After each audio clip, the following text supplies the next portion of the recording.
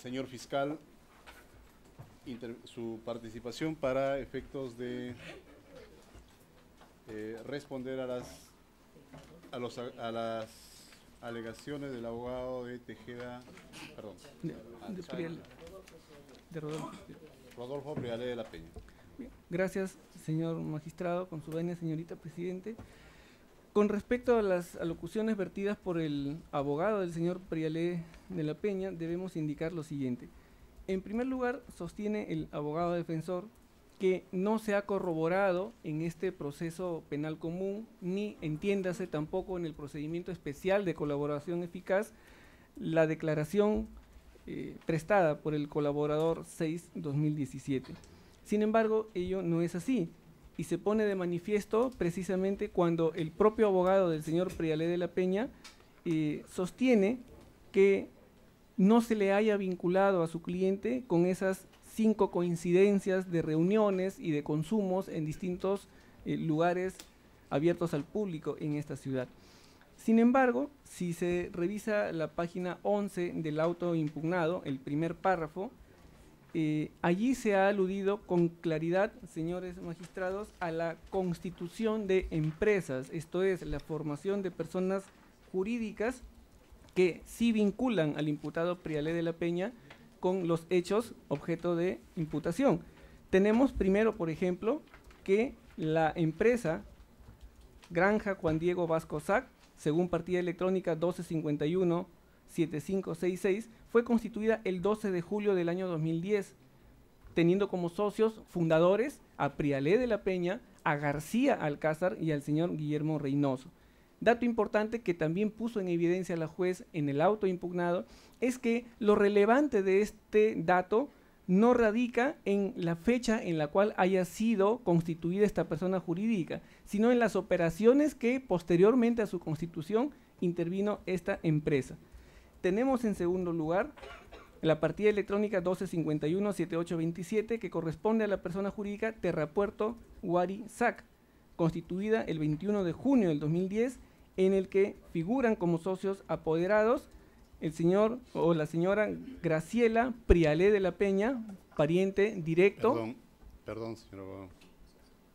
Pariente directo en línea colateral del imputado Priale de la Peña, y como directores el imputado Prevó Neira y el señor Guillermo Reynoso Medina, así como Aldo Enrique Priale de la Peña.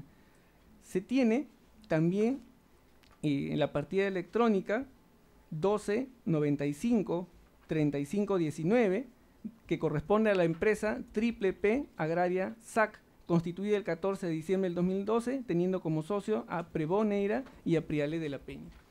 Y se tiene, importantemente también es mencionar necesario, a Lual Contratistas SAC, a nombre del imputado Prevó Neira, elemento de convicción que vincula a Priale de la Peña, quien se desempeñó como gerente de esa persona jurídica. Entonces, señores magistrados, ya no es que el dato inicialmente proporcionado por el colaborador 6-2017 no haya sido corroborado o constituya un dato aislado de carácter incriminatorio. El colaborador 6-2017 sostuvo categóricamente que el señor Rodolfo Priale de la Peña era la persona que servía de nexo entre los representantes o comisionados de las empresas del club y el señor García Alcázar. Y para objetivar esa información, para corroborarla en buena cuenta, el Ministerio Público ha establecido que existen constituciones de personas jurídicas coetáneas al periodo 2011-2014, y no solo la constitución de personas jurídicas, que por sí socialmente es permitida, sino además la existencia de importantes transferencias de bienes entre esas personas jurídicas. Ese ya constituye un dato objetivo que corrobora ciertamente la versión del colaborador 6-2017 y que desmiente en buena cuenta lo afirmado por el defensor del mismo. También, si nosotros analizamos la página 15, párrafos segundo, tercero y cuarto de la resolución venida en grado, podremos apreciar que ella se refiere precisamente a la agenda encontrada en uno de los inmuebles allanados al señor Priale de la Peña y que corresponde al año 2012. Aun cuando como ya ha sostenido la defensa y también ha valorado la juez de primera instancia, no existe un peritaje grafotécnico que permita vincular estructural y formalmente las grafías contenidas en esa agenda al señor Prialé de la Peña. Lo importante es encontrar un elemento que sustituye a la ausencia de ese examen pericial. ¿Cuál es?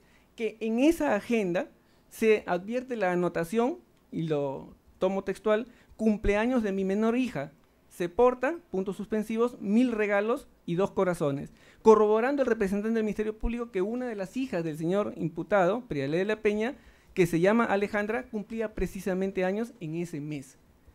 Pero más relevante aún que esa coincidencia en la anotación de esta agenda, son anotaciones realizadas durante todo el año 2012 en dicho documento.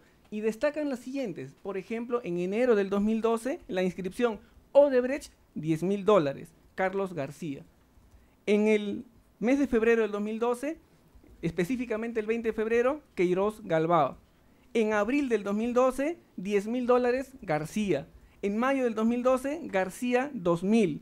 En junio del 2012, García, 15.000 soles. Y en julio del 2012, IPSA, $5.000.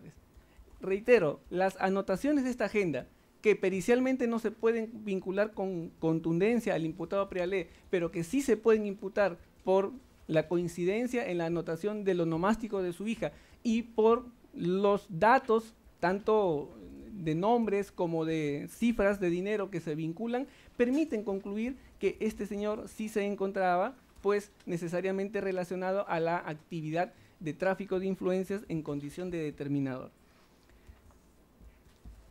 Por otra parte, se sostiene que carece de sentido, al menos sentido lógico, que una persona pueda registrar hospedajes en una ciudad como la de Lima, si es que a la vez tiene una residencia registrada también en esta ciudad. Lo importante nuevamente es, señores magistrados, es entender los hechos en su real contexto. Si nosotros tomamos aisladamente el dato hospedarse en un hotel, el dato de hospedarse en un hotel por sí mismo no significa nada, pero si se le vincula con actividades relacionadas a otorgamientos de buena pro y si se parte de la delación de un colaborador que ha prestado información al Ministerio Público como integrante de la empresa Odebrecht, entonces ese dato ya adquiere significación penal. Se dice también, o se reclama por parte de la defensa del señor Prialé, que no se ha demostrado o no se ha objetivado en la resolución impugnada cómo es que se habrían ejercido los actos de tráfico de influencias. La juez de primera instancia, recogiendo o acogiendo más bien la pretensión del Ministerio Público, ha enumerado, y son 17 los procesos de selección que preliminarmente se han encontrado coincidencias en el periodo 2011-2014, en los cuales se han adjudicado la buena pro, en la mayoría de los casos por encima del valor referencial de la obra, a las empresas relacionadas con esta presunta organización delictiva, el club. De modo que se tiene ya un objeto de referencia claro para la investigación preparatoria. El Ministerio Público, como es lógico, tendrá que desplegar una serie de actos de búsqueda de investigación que permitan establecer si realmente se otorgó la buena pro de manera indebida o no en esos 17 procesos de selección o en algún otro proceso de selección que pueda ir surgiendo durante el íter del proceso. Se ha dicho también, citando un pronunciamiento de la señorita presidente de este colegiado, que es necesario, en el caso que se impute un delito de tráfico de influencias, señalar la competencia específica del funcionario sobre quien se ejercerá influencia. Claramente ha quedado establecido en el requerimiento fiscal y en el auto avenido en grado que el señor García Alcázar ofrecía vender sus influencias sobre los funcionarios del Ministerio de Transportes y Comunicaciones que tenían a su cargo la adjudicación de procesos de selección convocados por Provías Nacional. Nada más claro y prístino que al presentar la imputación fiscal se ha podido precisar ese objeto. Que en este momento no se cuente con la identidad de esos funcionarios, pero que exista la posibilidad cierta de identificarlos, no desmerece ni mucho menos enerva los cargos de contenido penal. También se ha indicado que la simple enumeración o el simplemente enunciar ventas de vehículos no constituye un grave y fundado elemento de convicción. Claro, en principio, cualquier acto jurídico válidamente celebrado entre dos partes resulta un acto lícito y no tiene por qué despertar la atención del derecho penal. Pero cuando esos actos jurídicos aparentemente lícitos se encuentran contextualizados en el marco de una sindicación por tráfico de influencias, organización delictiva y lavado de activos, ya adquieren un sentido delictivo. ¿O es que se pretende que el agente del delito de lavado de activos recurra a prácticas absurdas como, por ejemplo, utilizar personas interpuestas o acudir a actos jurídicos que no se registran o no se inscriben en los registros públicos? No perdamos de vista que el delito de lavado de activos es una expresión de la criminalidad organizada, y la criminalidad organizada se caracteriza precisamente por su sofisticación, por su especialización, por los altos niveles de asesoramiento que reciben los agentes. No esperemos, pues, acciones de personas que presenten tal vez cuadros o problemas de oligofrenia. Tendríamos que estar necesariamente de personas de esas características para exigir actos como los que sugieren los señores abogados de la defensa. Se ha dicho, ya para concluir esta parte de mi intervención, que respecto al peligro de fuga, la invocación por parte de la juez de primera instancia sobre la condición de no habido del señor Prialé de la Peña afecta una garantía fundamental relacionada con el ejercer un derecho, naturalmente, a repeler una detención. Señores magistrados, en esto quiero ser enfático. Una cosa muy particular es el tema sustantivo material y otra muy distinta el carácter procesal de determinado acto. No podemos confundir, como pretenden los abogados de la defensa, legítimamente claro está, confundir planos totalmente distintos. Si partimos del plano estrictamente sustantivo o material, cualquier persona que rehúsa su detención, incluso recurriendo a la violencia en contra de un funcionario público, no es punible, porque evidentemente el legislador reconoce ese derecho natural a repeler una agresión a la propia libertad. Y definitivamente no tiene contenido jurídico penal.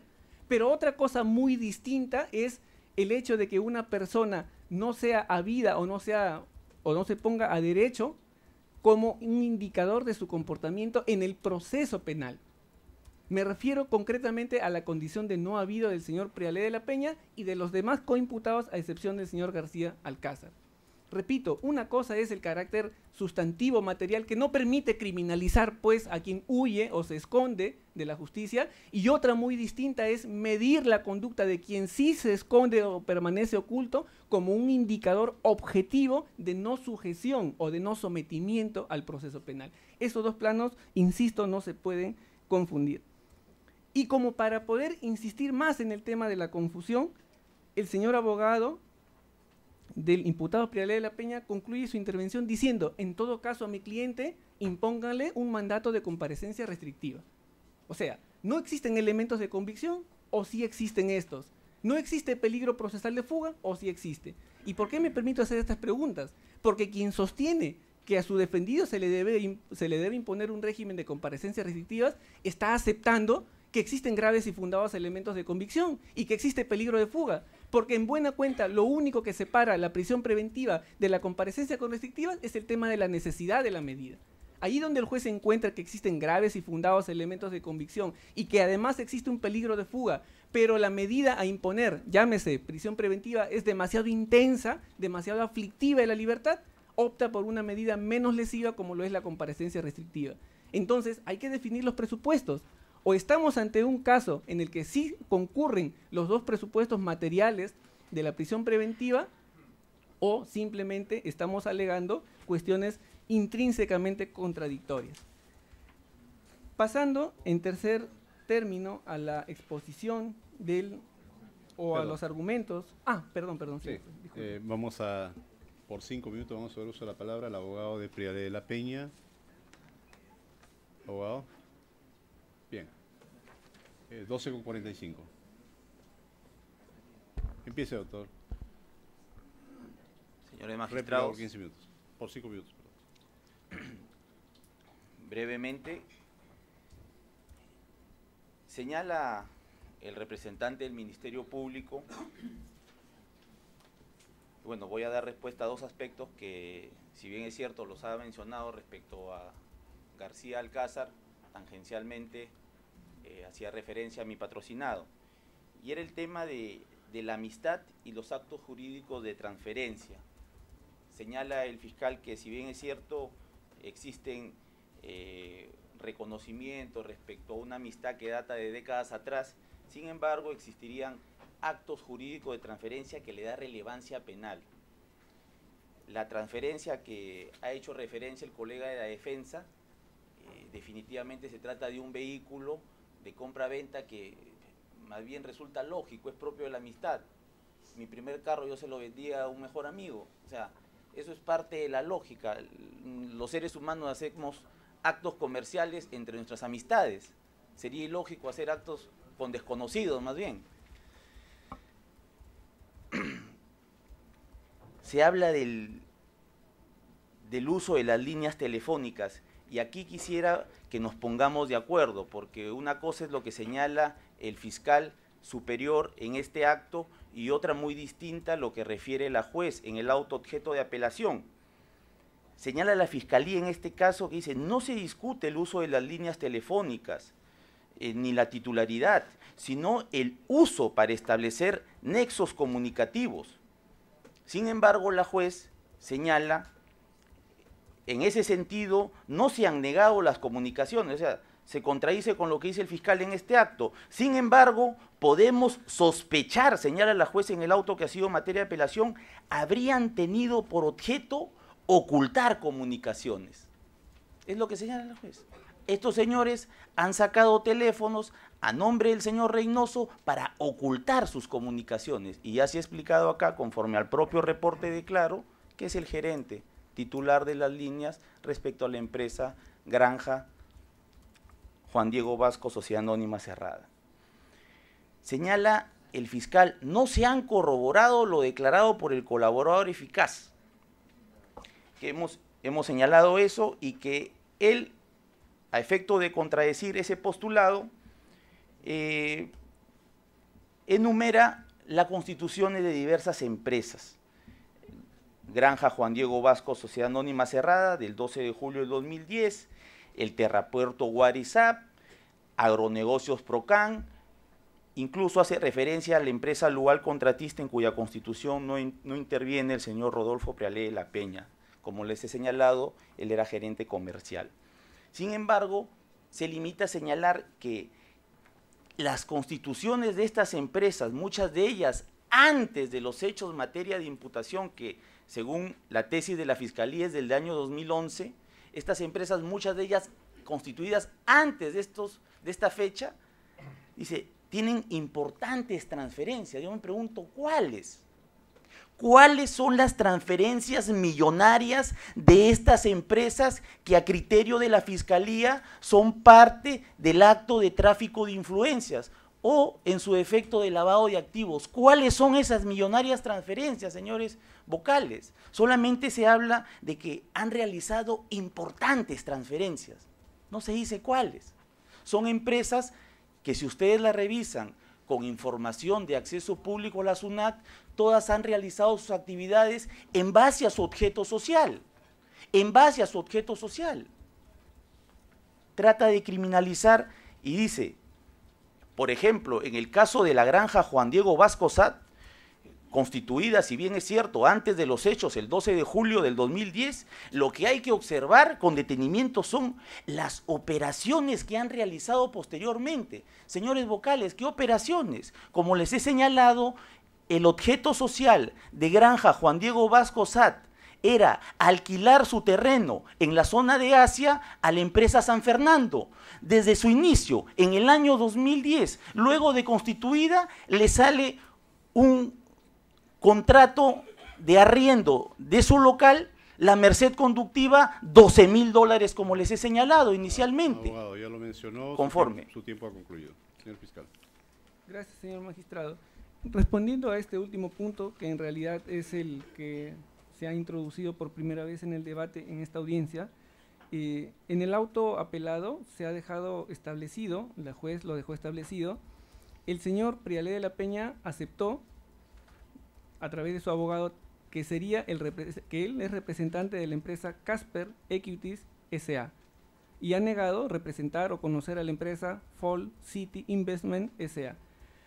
Las transferencias vinculadas a estas personas jurídicas se detallan a continuación y no son insignificantes. Vehículo C9K 377 BMW, $115.000, adquiridos por la empresa Lual, contratistas del señor Preboneira, en agosto del 2012 y transferido en abril del 2014 a la empresa Casper Equities S.A., que aceptó representar el señor Prialé de la Peña por $60.000. Vehículo Honda de placa ASV 166 al precio de $49.940, cuyo propietario era también Lual Contratistas del señor Preboneira, el 2 de junio del 2010, que fue transferido a García Alcázar el 24 de agosto del 2011 en $3.500. Vehículo marca BMW, placa B9I 177, inmatriculado por Lual Contratistas del señor Preboneira en octubre del 2011 al precio de $36.000, que fue transferido a Alejandra Prialé Flores, pariente del señor Prialé de la Peña, en el 2012 al precio de $17.000.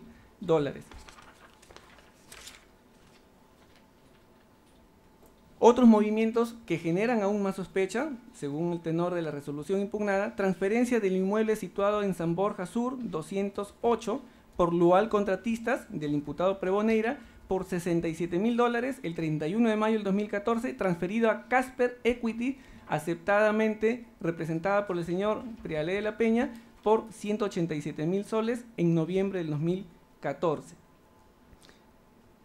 Otro inmueble, Las Ágatas 161, sótano, Lual Contratistas del imputado Preboneira adquiere ese inmueble el 15 de junio del 2011 y lo transfiere a Casper Equity por $120.000 el 29 de agosto del 2014.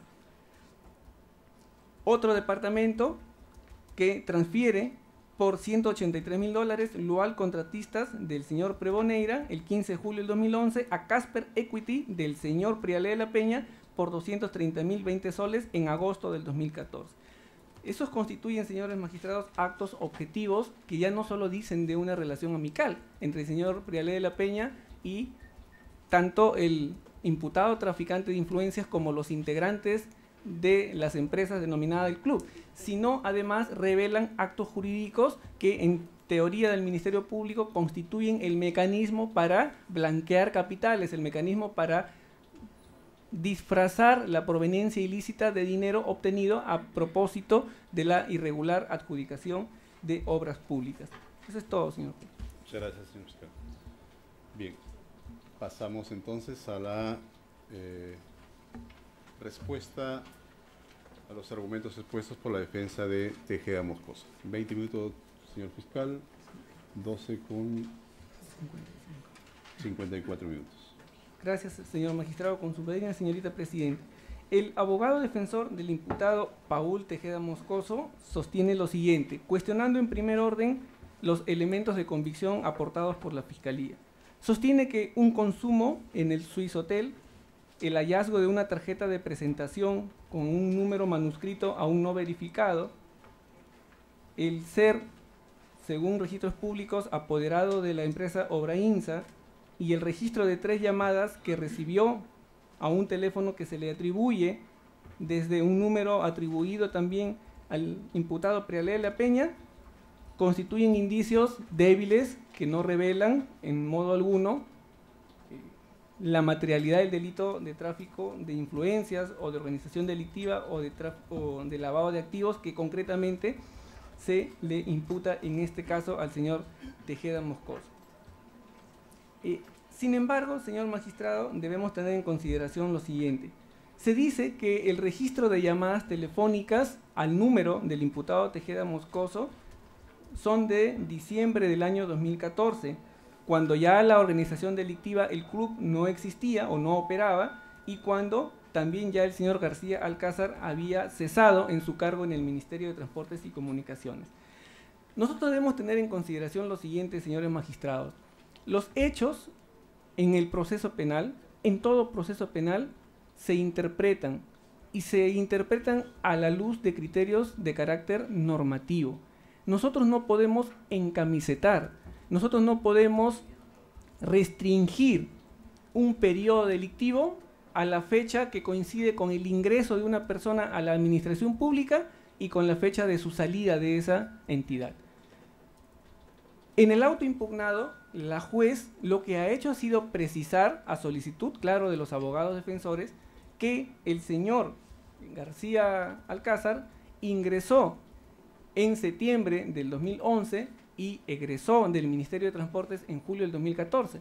Pero eso no significa que todos los actos delictivos tengan que encontrarse, reitero, restringidos a ese periodo de tiempo. ¿Qué quiere decir? Que un día antes del ingreso del señor García Alcázar al Ministerio de Transportes no existía una organización delictiva, o que un día después de haber cesado en el ejercicio de sus funciones, también la organización delictiva desapareció. Eso es entender el derecho penal en sentido estático. Eso es interpretar los hechos de manera indebida, como si se tratase de movimientos corporales que modifican el mundo exterior, parafraseando al profesor Frank von Lis.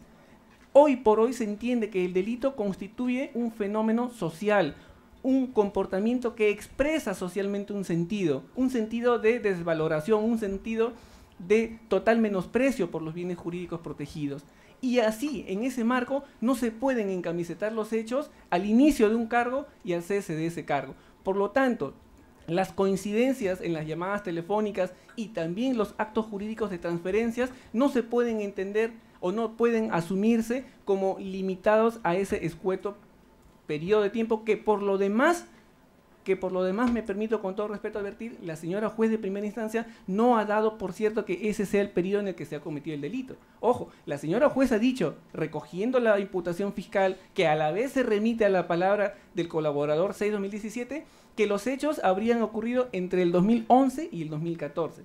Y luego lo que ha precisado es que el señor García Alcázar ingresó al Ministerio de Transportes en septiembre del 2011 y que salió de esa institución en julio del 2014. No ha aceptado, porque no tenía que hacerlo la juez, que los delitos imputados se hayan cometido coincidentemente con el periodo en el que el señor García Alcázar trabajaba en el Ministerio de Transportes.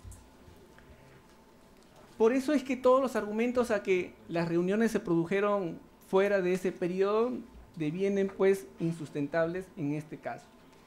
Otro aspecto que con bastante intensidad ha defendido el señor abogado del imputado Tejeda Moscoso es que las reuniones en las que se pretende involucrar a su cliente han sido anteriores a la convocatoria de cada uno de esos procesos de selección enunciados por el Ministerio Público.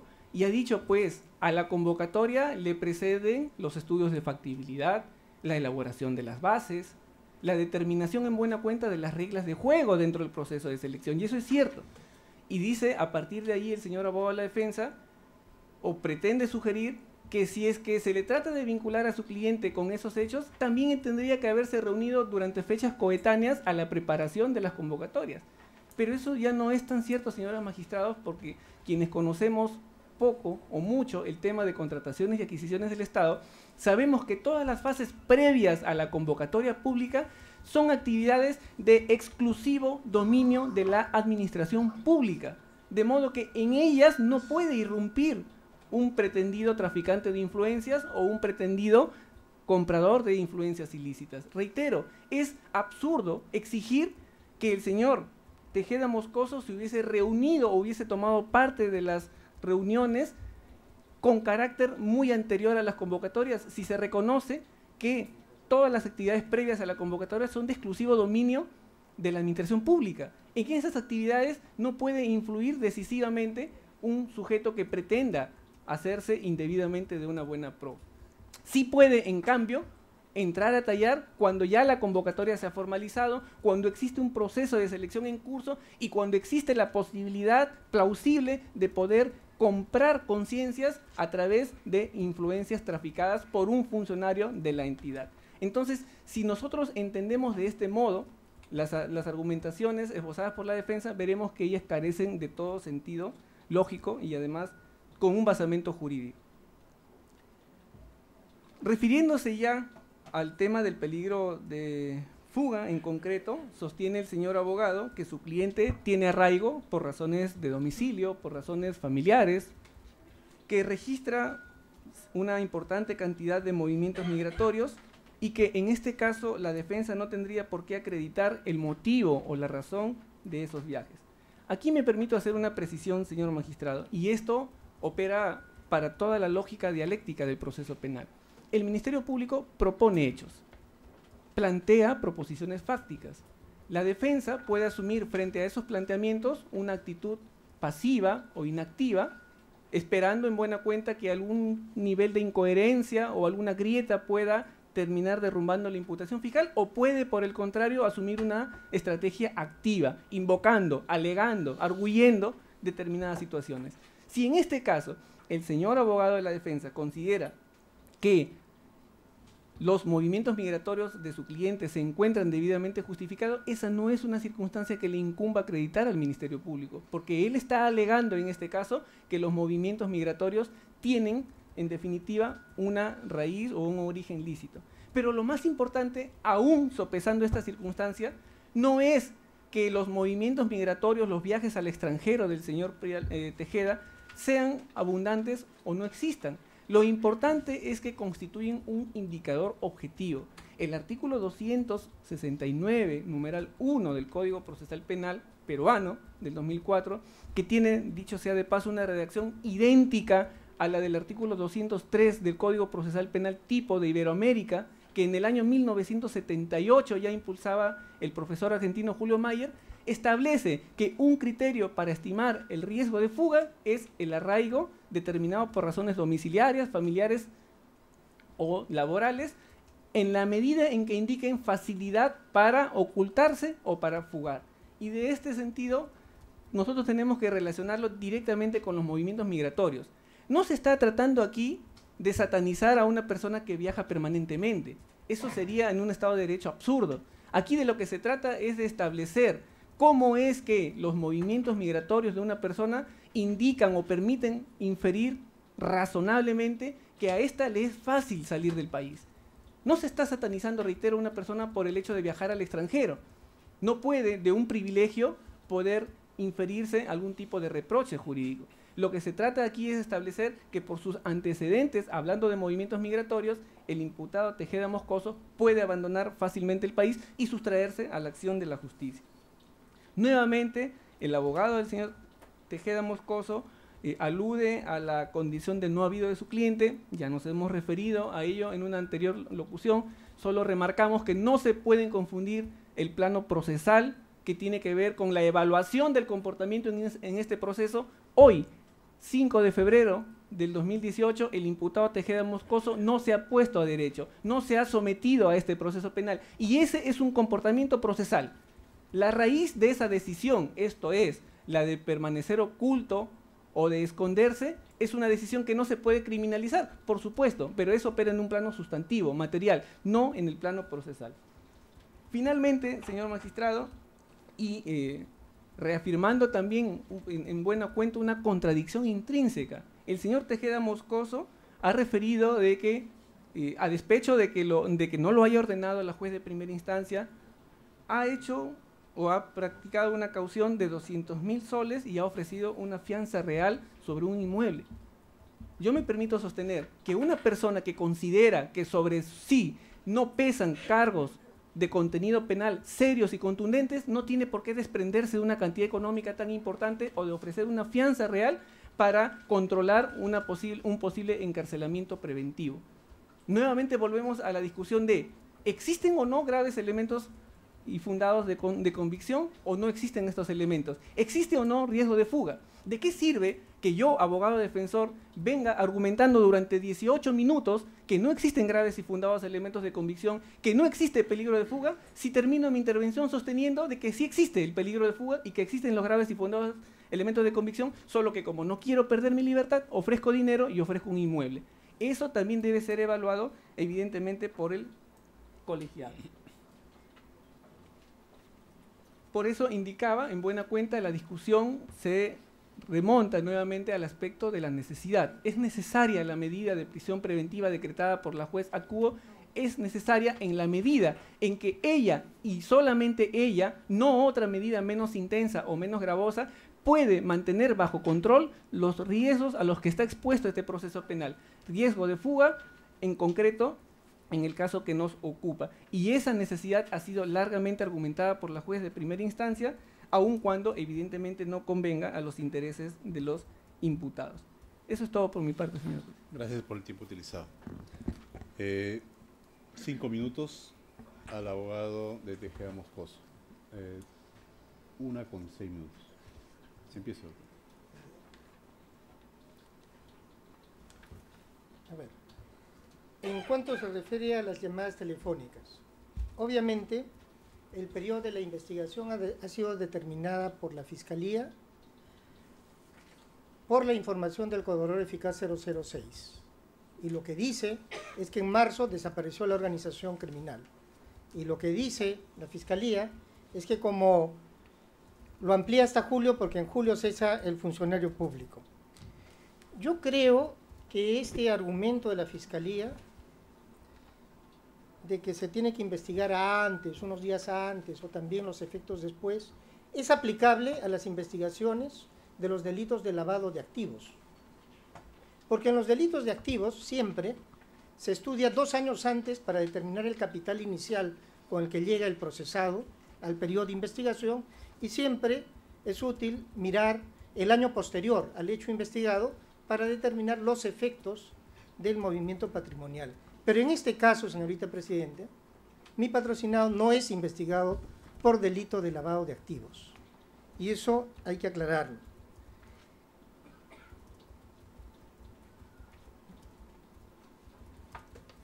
En cuanto a los viajes dice que es un indicador objetivo, pero es al revés. Lo que nosotros estamos diciendo es que los viajes tienen como un indicador objetivo ¿qué cosa? Primero, que son pocos días. Segundo, que siempre regresa. Y que son viajes o por acompañados de su familia o por viajes laborales. Entonces, se dice que mi patrocinado puede abandonar fácilmente en el país.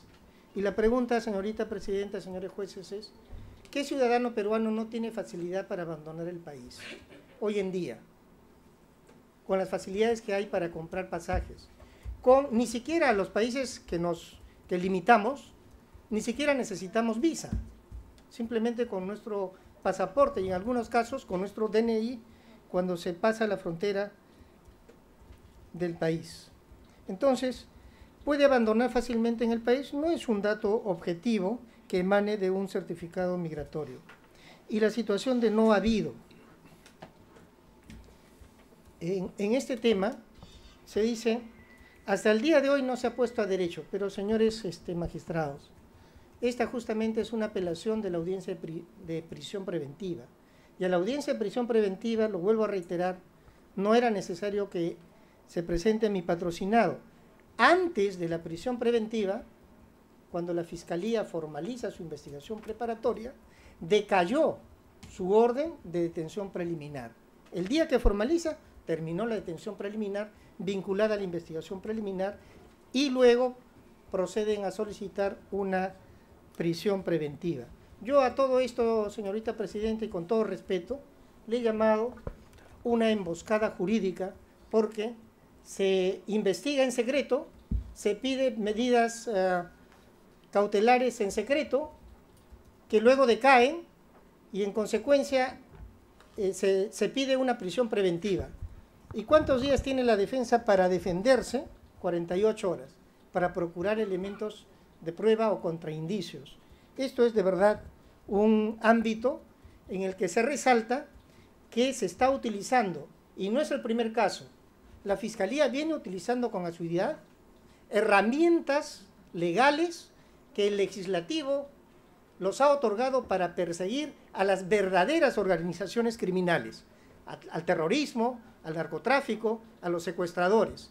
Y esas herramientas criminales se pretende utilizar en este caso en forma indebida cuando no se tiene bien claro si hay una organización criminal y la pertenencia de los investigados. Luego dice contradicción intrínseca en pagar una caución económica y la fianza real, que sería aceptar de que sí hay elementos graves. No es así. Yo reitero, señor presidente, señor director de debate, señor juez superior, la posición de la defensa del señor Paul no es negar que se haga la investigación. Para eso pueden haber indicadores iniciales. Que se haga la investigación donde podremos defendernos. Lo que nosotros decimos es que para considerar esos elementos de convicción, para considerar una prisión preventiva, no alcanza el nivel de grave y fundado. Para nosotros son débiles y son periféricos. Gracias, doctor. Señor fiscal, por el mismo tiempo, 5 minutos. Sí, señor juez, para referirme en concreto a una de las alegaciones del señor abogado, del imputado que nos ocupa en este momento. Se ha dicho, en este caso, que no existe una imputación en contra del señor Tejeda Moscoso por el delito de lavado de activos, menos aún, claro, por el delito de tráfico de influencias. Ciertamente, al imputado se le atribuye el haber formado parte de una organización delictiva denominada el Club y haber operado entre el 2011 y el 2014.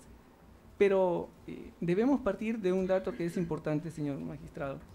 Cuando se traslada la declaración del colaborador 6/2017 del procedimiento especial de colaboración al proceso penal común derivado que hoy nos ocupa, se opera una transcripción de la declaración de la parte pertinente, por supuesto, de la versión de este colaborador. Y uno de los elementos que éste suministra de manera espontánea y libre al Ministerio Público y que recoge la juez en su resolución apelada es el elemento de organización delictiva, el componente de personas agrupadas para perpetrar delitos a través de la compra, en sentido coloquial, de los procesos de selección.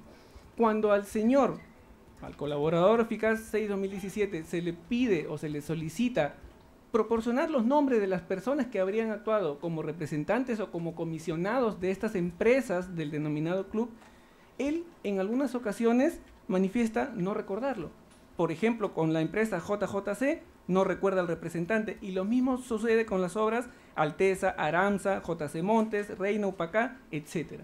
Pero cuando se le pregunta en concreto por las personas a las que sí conoce, personas que le consta formaban parte de esa asociación o agrupación delictiva, él sostiene por la empresa Obrainsa a Paul Tejeda. Es decir, el nombre de Paul Tejeda no sale a la luz a propósito de los actos de corroboración del Ministerio Público. Salen a la luz en función a la propia versión inicial del colaborador 6/2017. Y luego es que ya se han podido establecer esta serie de coincidencias, esta serie de actos jurídicos, estas transferencias de bienes muebles e inmuebles que lo vinculan, sí, con un delito de organización delictiva. De modo que en este caso no se puede sostener, no al menos razonablemente, que no exista suficiente información de cargo en contra del procesado Tejeda Moscoso. Solamente eso queríamos aludir, señor magistrado. Muy bien, señor fiscal, muchas gracias. Empezamos entonces 1:15 para que usted responda, si así lo considera, los argumentos expuestos por el abogado de Málaga, del imputado Málaga Torres. 20 minutos. Bien. Gracias, señor magistrado. Voy a referirme en primer lugar, y con su venia por supuesto, a los argumentos que ha logrado esbozar en esta audiencia el señor abogado del imputado Málaga Torres, toda vez que, como él mismo lo indicó al iniciar su locución, existen otros aspectos que tal vez por una cuestión de tiempo no alcanzó a abordar. Primero, ha sostenido que existe como error en la resolución impugnada una defectuosa construcción o valoración de los indicios incriminatorios. Ha aludido en primer lugar al denominado indicio de conocimiento del señor Málaga Torres como representante de la constructora Málaga Hermanos S.A. El señor abogado de la defensa nos plantea la siguiente tesis. Un indicio con el que cuenta el Ministerio Público es que el colaborador 6/2017 sostiene conocer al imputado Málaga como representante de la constructora Málaga Hermanos. Nuevamente, señor magistrado, me permito aludir a la manifestación de una falacia o un argumento lógicamente incorrecto planteado por la defensa en este caso. En concreto, me permito la cita porque es muy breve, una falacia extradicione. Según Carlos Alberto Etala, este tipo de falacia o de falsa argumentación no está basada en el juego lingüístico, sino en la manipulación de los hechos. Cuando se manipulan los hechos para persuadir al auditorio se está en ejercicio de esta falacia argumentativa. ¿Y por qué hablamos de una manipulación de los hechos? Porque el indicio de la Fiscalía no es que el colaborador 6-2017 conozca al imputado Málaga Torres como representante de una constructora. El indicio es que el colaborador 6-2017 señala, sindica, acusa al señor Málaga Torres como el representante de una de las empresas constructoras que entre el 2011 y el 2014 se asociaron para cometer delitos, esto es, para adjudicarse indebidamente la buena pro en los procesos de selección que convocaba Provías Nacional. Ese es el verdadero sentido y alcance del indicio, no el que la defensa le ha adjudicado. Por lo tanto, esa argumentación sobre que la regla que permite llegar a la conclusión es equívoca, ya no se presenta como tal, porque cuando una persona sindica a otra como integrante de una organización delictiva, esa sindicación tiene un solo sentido, el sentido incriminatorio. El segundo indicio, o segundo dato objetivo al que ha aludido la defensa en esta audiencia es de 5 coincidencias en reuniones de empresarios brasileños, un lobista, en el Swiss Hotel, Félix Málaga no aparece en este indicio. Él no ha formado parte o no ha tomado parte de estas reuniones, sostiene el abogado de la defensa. Por lo tanto, dice, para él el indicio de coincidencias en reuniones en diferentes lugares no opera. A mi cliente, el señor Málaga Torres, no le puede alcanzar este indicio, sostiene la defensa, porque él no ha tomado parte en las reuniones. Pero no perdamos de vista una cuestión que es esencial, señores jueces. El delito imputado en concreto, uno de los delitos imputados en concreto al señor Málaga Torres, es el de organización delictiva. Un delito, por definición, plurisubjetivo. Un delito que no se puede configurar típicamente sin el concurso de 2 o más personas. De modo que, aunque el indicador o el indicio se refiera a reuniones de los demás miembros de la organización, por tratarse de un delito plurisubjetivo, por tratarse de una agrupación de personas con vocación delictiva, también tiene que alcanzar evidentemente al imputado Málaga Torres. Reitero, nuevamente, si entendemos el dato objetivo de la reunión por sí sola, no encierra un contenido delictivo, pero sí ya lo tiene, sí tiene connotación penal, si lo relacionamos directamente con la sindicación de una persona que asegura que el señor Málaga Torres era uno de los que se reunían periódicamente para establecer un orden de prelación de acceso a las adjudicaciones de Provías Nacional. Un tercer indicador que sostiene la defensa es que, según la Fiscalía, las adjudicaciones de obras se habrían producido en la mayoría de sus casos por encima del valor referencial. Y sostiene, de acuerdo al artículo 33 de la Ley de Contrataciones y Adquisiciones del Estado, esto es lícito, es permitido adjudicar la buena pro por encima del valor referencial. E incluso sostiene, de las 3 obras adjudicadas a Málaga Constructores, solamente 2 lo fueron por encima del valor referencial. Una fue por debajo del valor referencial, al 90% exactamente. Sin embargo, señores jueces, no encontramos ninguna razón de lógica, por supuesto, que permita minimizar un dato y maximizar otro. Es decir, el abogado de la defensa nos plantea una tesis en la que no tiene relevancia, primero, el otorgamiento de la buena pro por encima del valor referencial, y luego, contradictoriamente, sostiene que solo en 2 casos se produjo tal situación. Aquí lo que nosotros tenemos que establecer es lo siguiente. Dentro de los procesos de selección, a propósito de los cuales se cometen delitos de corrupción de funcionarios, señores jueces, todos sabemos, el recurso a las formas sofisticadas o especializadas es permanente, es frecuente. ¿A qué funcionario público se le puede ocurrir desinteligentemente adjudicar una buena pro de manera grosera y manifiestamente contraria a derecho?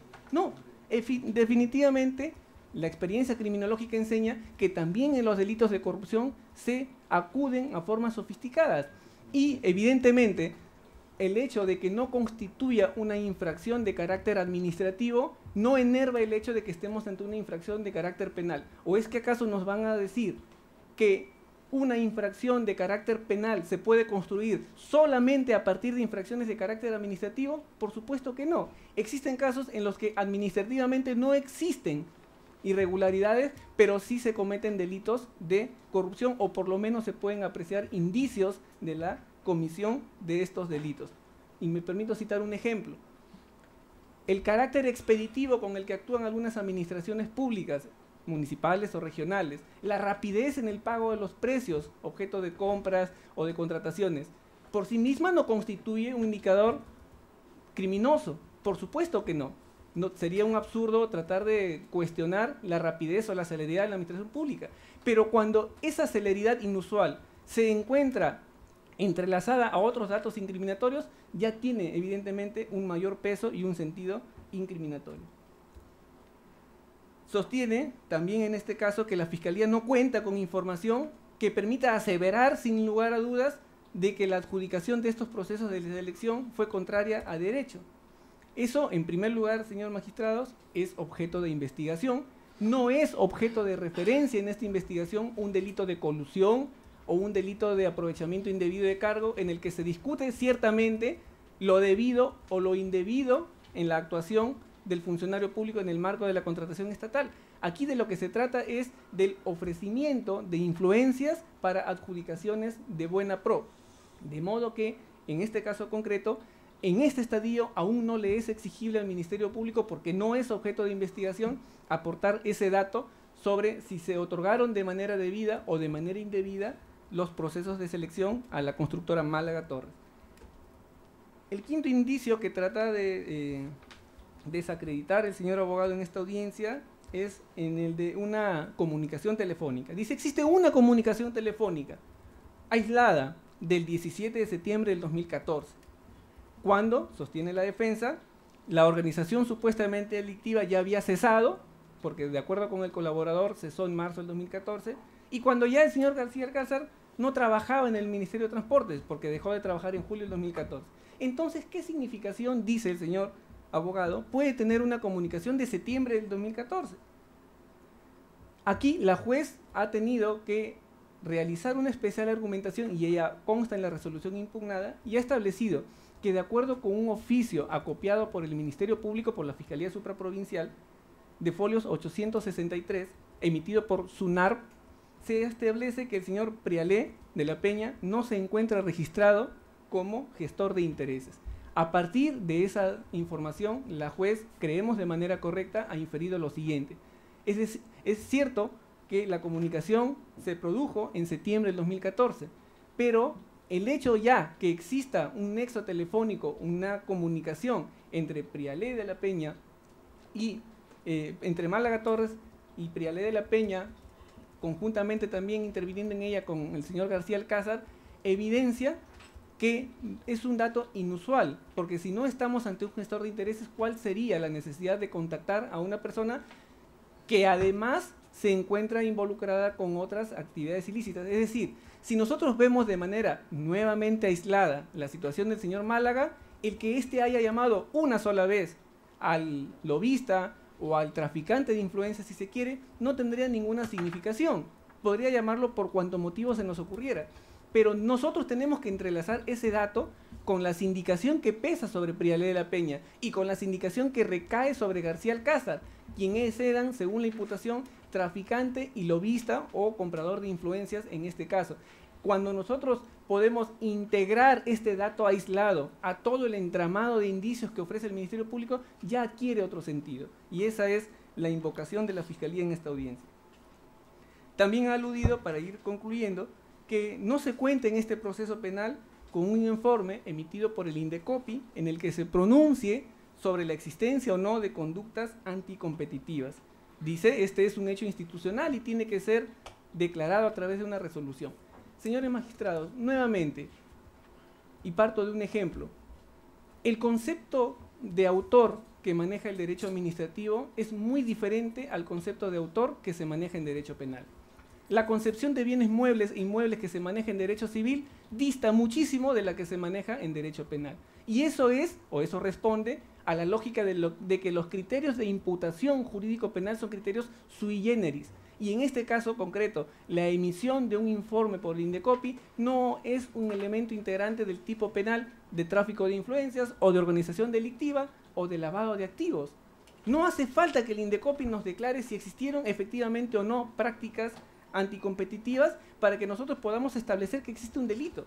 con aquella resolución o sin ella, igualmente se puede sostener la existencia de estos delitos, reitero, porque a diferencia de lo que sucede en los delitos tributarios, de manera muy inteligente el señor abogado nos propone como un ejemplo comparativo, ¿no es cierto? Si no hay resolución de determinación de deuda, ¿cómo puedo establecer un delito de fraude fiscal o de evasión tributaria? Claro, pues, porque allí la ley de manera expresa sí exige pronunciamiento de la autoridad administrativa competente, pero no cuando estamos ante un delito de dominio, como es el de tráfico de influencias, o un delito plurisubjetivo, como el delito de organización delictiva, o un delito económico, como el de lavado de activos. Y para finalizar, señala el abogado que de la condición de no habido de su cliente, nuevamente no se puede inferir un riesgo de fuga. Nosotros no podemos caer, y lo digo en el sentido más respetuoso, en el ámbito que nos plantean los abogados defensores como materia del debate. Tenemos que revisar la resolución venida en grado en su integridad, y en ella se va a poder apreciar, señores jueces, que la juez no ha basado su juicio acerca del peligro de fuga únicamente en la condición de no habido que presentan todos los imputados, a excepción del señor García Alcázar. La juez también ha recurrido, y de manera aceptable, al criterio de la gravedad de la pena, de 3 delitos que en concurso real se imputan en este proceso. La juez también de manera inteligente ha recurrido al criterio de los movimientos migratorios que registran los imputados, a la capacidad económica que tienen los mismos para poder sustraerse a la acción de la justicia o permanecer ocultos. De modo que no podemos centrar y restringir nuestro debate únicamente a la condición de no habido, que por lo demás, repito, revela, sí, un comportamiento procesal de no sujeción a la actividad jurisdiccional. Esos, señores jueces, son los argumentos que tenía que esbozar. Gracias, señor fiscal, por el tiempo utilizado. Abogado de Málaga Torres, 5 minutos, 1:34 minutos. La Corte Suprema ha establecido, a partir del recurso de nulidad que cita el señor fiscal y que luego se recogen en las casaciones, la mejor doctrina que ha podido trabajar en materia de prueba indiciaria, sobre la base de lo establecido por el Tribunal Europeo de Derechos Humanos. Y concretamente quiero referirme a la diferencia que exige la Corte Suprema respecto a indicio fuerte e indicio débil. Y dice concretamente que el indicio débil solo establece hechos periféricos, accesorios, y que requiere de un indicio fuerte para poder construir, de acuerdo al estándar probatorio en donde nos encontremos, lo que en este caso exija una sospecha grave. Entonces, a partir de ahí es que hay que evaluar lo que ha refutado o pretende refutar el señor fiscal.